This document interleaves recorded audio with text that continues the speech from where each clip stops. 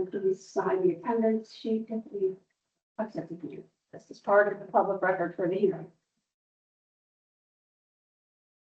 It should be made clear that the board has no authority to address noise. Aircraft noise is regulated exclusively by the Federal Aviation Administration of FAA. State of Vermont and the Transportation Board cannot regulate noise because federal law and state laws regulate aircraft noise.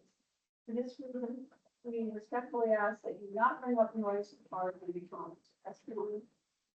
And obviously, we are not the zoning or land use board. This proposal may require other permits dealing with land use. That's up to the town or other agency. The board must make a determination if this RLA will serve the public interest and does so by considering the relationship with the proposed airport or restricted landing area to any presented comprehensive plan for statewide and nationwide development.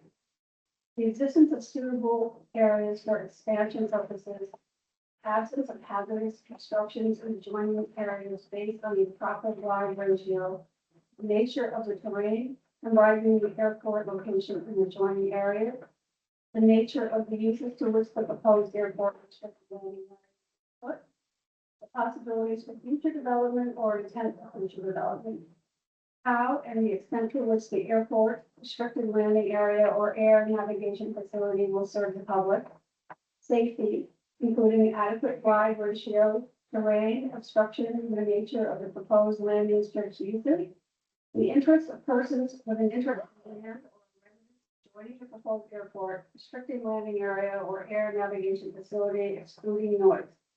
Please make sure that your comments address these criteria. We visited the site earlier and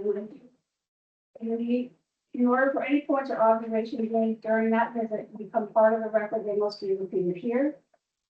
The board will now hold the public hearing. After the public hearing, I'll explain how. I think we can move on to Mr. Silvestri, right? Yes. Okay. Since there are no members of the public here, it is not necessary to hold a public hearing, to invite any public to speak. I need to swear you in.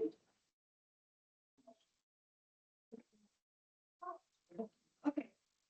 Everyone plans to testify. We're going to swear you all in at the same time. Please raise your right hand. I hereby solemnly affirm that the evidence I give in the cause under consideration shall be the truth, the whole truth, and nothing but the truth. I affirm. Congratulations.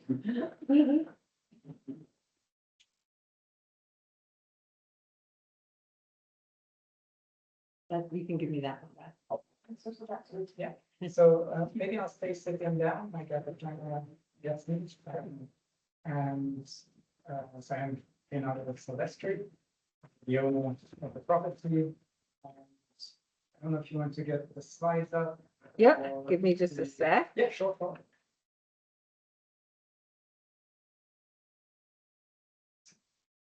Tell me when to move them on. Okay, yeah, it's a little bit easier for me because I don't need to put my glasses on. That distance. For the project overview, it's a private use hayfield airstrip in Newport Center, Vermont. The municipal approval has been obtained. It was obtained in front of the board in the municipal hearing of Newport Center in June 2025. The FAA has also approved and charted the field. So it's gone through the FAA process. The identifier is 14BT. And there's no construction, no field improvement proposed. The field will just remain paid as it is right now. You can go to the next slide. So there's no changes in the character of the field. As I said, it will remain paved. It's a turf field. There's no project for paving or runway lighting, fuel hangars, commercial facilities, new buildings whatsoever. There's no plan of making any expansion into the public airport or an aviation business. And really the only visible changes will be limited to the few cones that you saw this morning and the windsock. Next slide. So the project is for limited private use only, so it's only my aircraft. No public access, no flight school, no commercial operations, no scheduled service. It's going to be daylight VFR only, so no night operations. And then limited operations because I don't intend to use the field very much. So I've noticed a couple of times a month in summer, and obviously in winter snow. So it won't be used in here. There's a missing part. I don't know if this was the next. I think it was part of the next slide. So that should have been on the. So disregard that little approach part. We can go to the next slide. The aircraft intended to be used is a small bush type airplane, still made in South Georgia. They turn out 10-15 a year, family-owned business. And they are short takeoff and landing planes. They're not. So this one in particular is not a high-power aircraft as defined by the FAA. I know noise was not consideration here, but I just did want to say that it's not a noisy aircraft. And the aircraft is equipped with extended and reinforced landing gear and tailors, so this particularly suited for short field operations. And as I said, I won't be landing there very often, so it should be a very minimal disturbance to the neighbors in the area. Next slide. So the field, the location and surroundings. So the length of the field is about 1,800 feet and 50 feet wide. It's grass shade. It is secluded by trees, so that's another consideration both visually and for the neighbors. It's very distant from nearby structures, and the approach and departure path do not overfly homes. So you can see that if we put a straight line through those two approach departures, there's a very long distance before there's any structure, and even then, no structure is actually directly flown over. So there was consideration earlier about traffic patterns, but traffic patterns are usually for traffic sequencing. There's just one aircraft here, so there's no particular need to overfly or make a complex pattern around the airport. So this simplifies the operations. It should be fairly straightforward with minimal overflying. And again, there's just nothing in terms of structures, no power lines, no buildings. It just really is very rural and isolated. So Yes. can you estimate how many feet are indicated by the hashed lines? Yeah, so I think you would, that'd probably be double the length, so that would be 3,000, maybe 3,000 feet, half a mile, not quite half a mile. By that stage, That's total, each side. each side. Each side. What I mean is like probably the closest structures on each side are half a mile of the approach and departure path end of the runway. The mall that I have is short takeoff and landing, lightweight 300 feet, full weight 600, 700 feet. By the time it gets there, you will be definitely at least 1,000, probably more feet above ground level. So, you know, the noise that's at 1,000 feet above ground level is, you know, not more than an SUV, a truck, or less than a tractor for sure. So the, you know, the disturbance is absolutely minimal in this, you know, this particular setting. The landing is obviously far less of a problem because the engine is idle on approach. So the noise is not even relevant.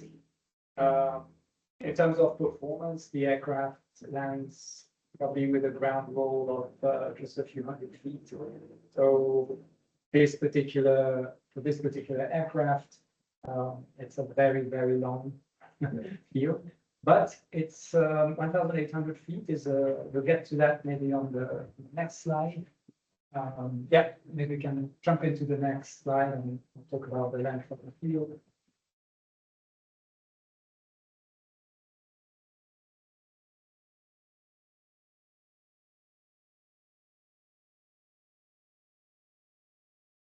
Nope. Yeah, for emergency rescue availability. So the point I was trying to make, 1,800 feet is a pretty standard distance for most small airplanes. You would very likely get a twin landed in there. It's a little bit not so clear if it would get out of it, but for an emergency purpose, that's my last point, but I'm starting by that on the last point on this slide. It provides an emergency landing area for small aircraft and helicopters in distress. That's particularly interesting and important because by the fact that it's charted, it appears on the chart and in the airplane GPSs. So if you press the nearest on the GPS, you can put your, depending on the GPS type, you can put your criteria for runway lengths. They would appear if anybody has a criteria of 1,800 or less, which I would likely have with a small plane. People would likely have with a small plane. So the emergency landing area is available. It's charted on the map and it will be present in the aircraft GPS maps as an emergency location. The other part of, I think, the public usefulness besides that is emergency rescue operations that could use a strip and more generally the field because it's a very large expansion. So you could store and conduct operations there. So I sent a draft of a blanket permission. I sent it last night. I'm sorry. I have it here. Hang on. Let me see where I put it.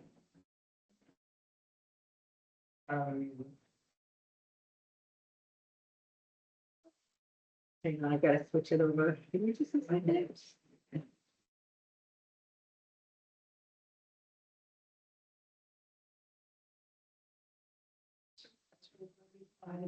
Permission to move on with the action.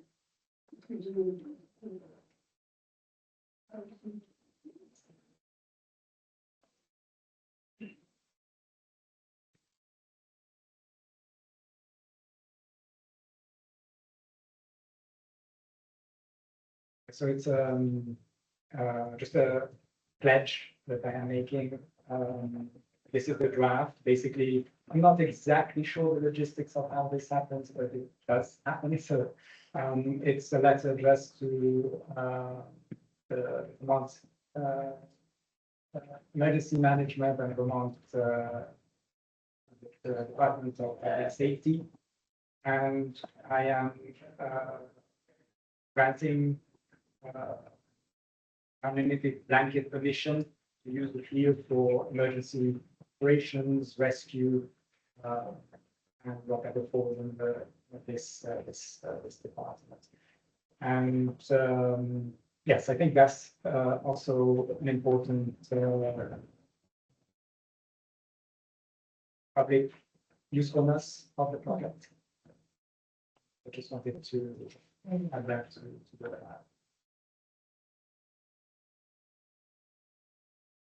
And I think we can go to the last slide. So summary. Project, it's private use only, not the public airports, no field improvement, or paving, nothing, no new construction. Very limited daylight, if operations by my own aircraft, no visual change, minimal disturbance. Again, it's available to public safety agencies for emergency rescue use and it's suitable for small plane, helicopter emergency. I don't know if I've covered everything, but just please ask any questions.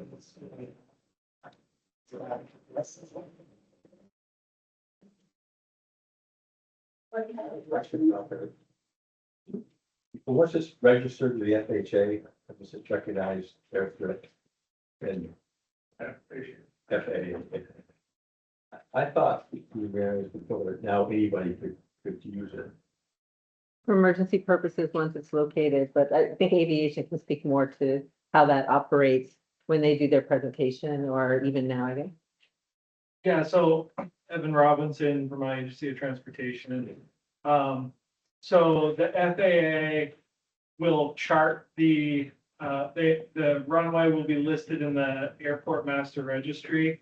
It'll be listed as a privately owned or restricted access airport. So it's charted, but that doesn't mean it's a public, open to the general public. There are details that the owner of a restricted landing area can file. Some ask for permission prior to use, and those are in the details of the FAA publication.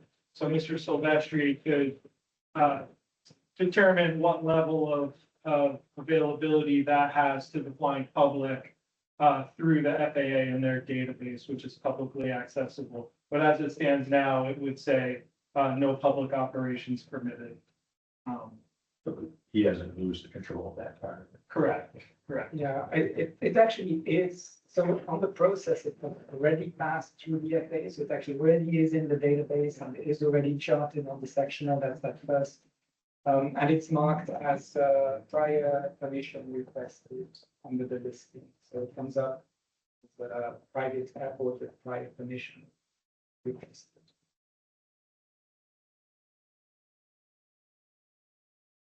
Mr. Silvestri, could you explain for the record what the flight patterns are that you plan to use?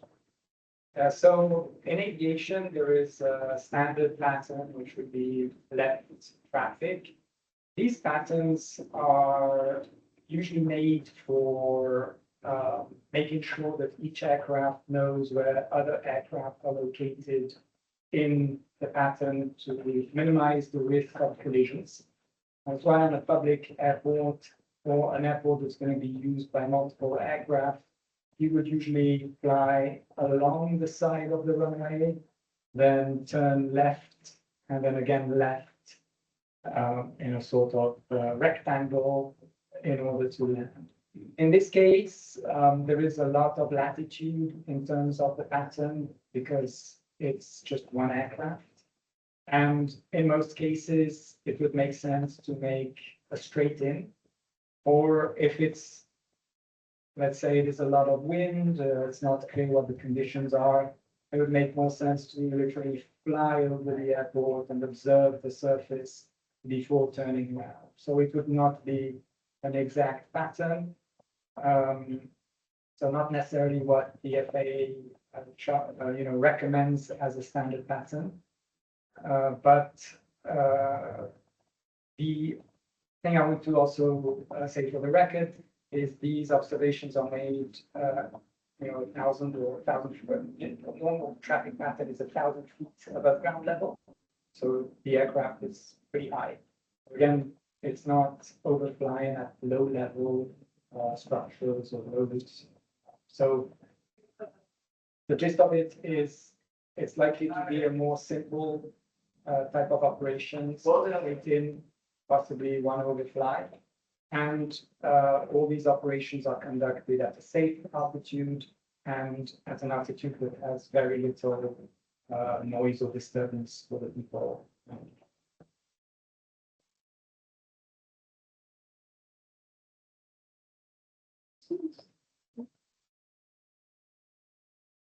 As I look, if you go back several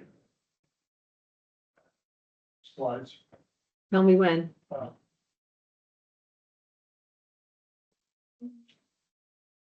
next one, no. Sorry.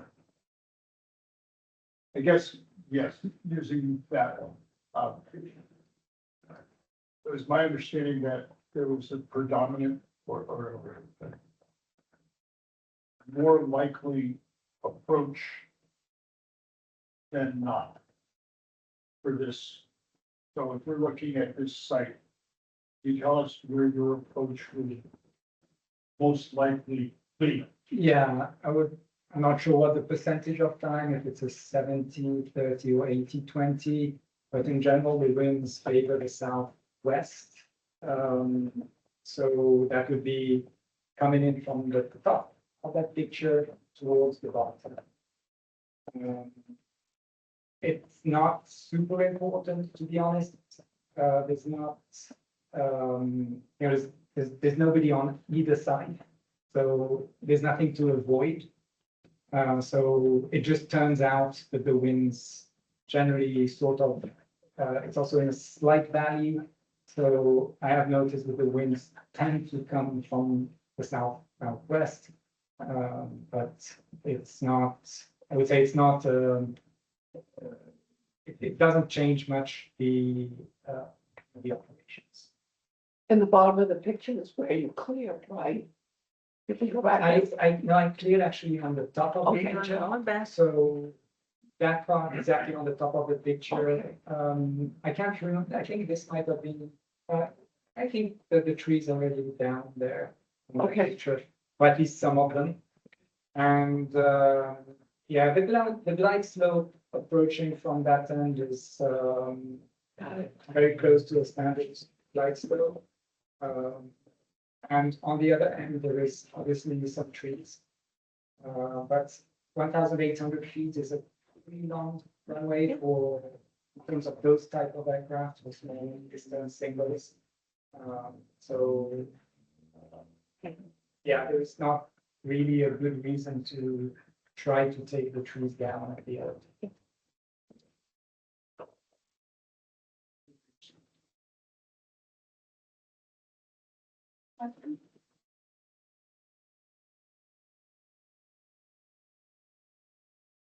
How long this plane needs? The runway, like How what's long- the, Oh, what did you say, like 300 feet, right?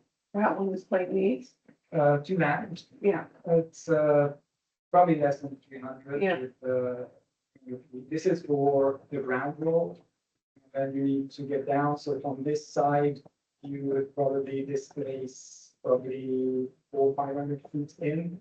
So you have a full 1,200, 1,300 roll if you needed to.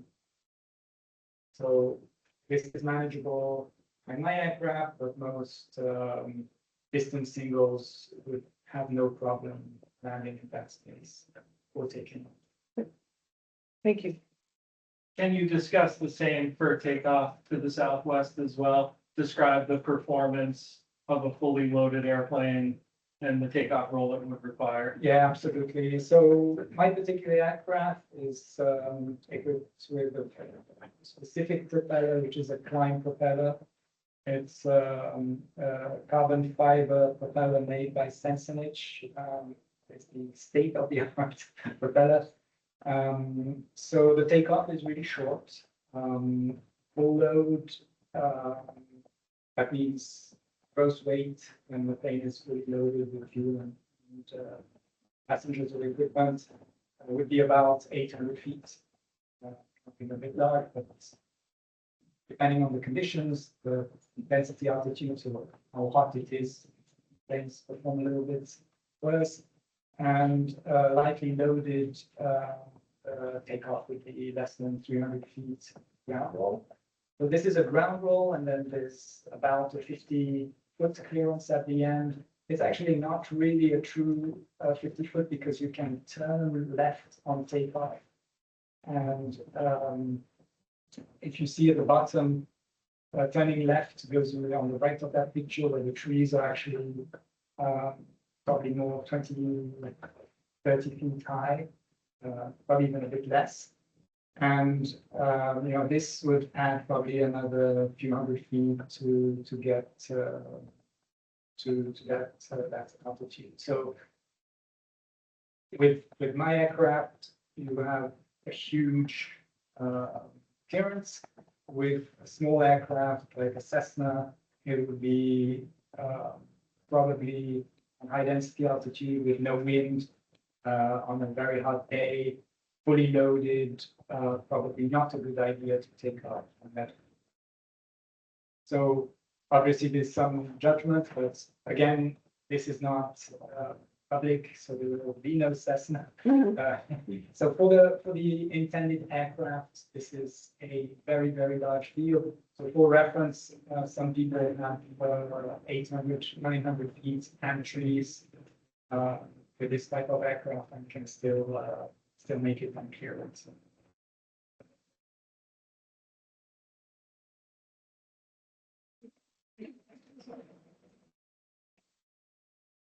So that's why we submitted the following documents to the board. Application, FAA letter, FAA map, FAA recommendation, select board approval, map of the airport, email on public hearings, report select board agenda and minutes, newspaper report and select board meeting, article newspaper article on select board meeting, FAA approval email, FAA master record, receipt of certified mail to the butters. Right, I'll list it. Add that and the document I handed out at the beginning of the meeting. This one, Yes. edit. AOPA. What does that stand for? Association of Owners and Pilots of America. Letter. Transmitted by electronic submission in support for TV 537. That's cool. Okay. And then the, And then he's also provided a copy of a slide presentation, which he just provided to the board. And the draft of the blankets approval for emergency use. Yeah, which is part of the. That's here.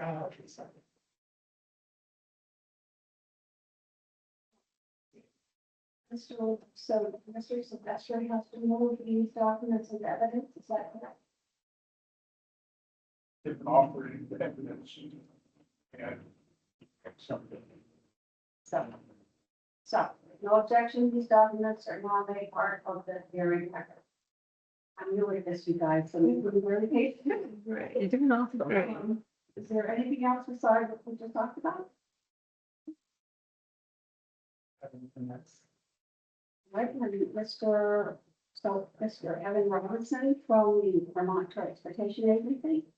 Would you, do you have anything you'd like to present? Yeah, first of all, thanks for having us. It's really important for us to be able to see a location. Our visit today was not our official technical assessment of the safety of the location, so any decision on that front would be following our program's technical review, correlating the FAA documentation to what we see on the ground. And we would be willing to schedule that at our soonest convenience to help this process move forward. Other than that, I don't have anything else. Mr. Silvestri was great in answering our questions. Yeah, I don't, at a glance, I concur with Mr. Silvestri's statements that that's a reasonable and the intended use of that airstrip would indicate prior to our technical review, of course, that there shouldn't be an issue with that technical or safety review. Any other questions?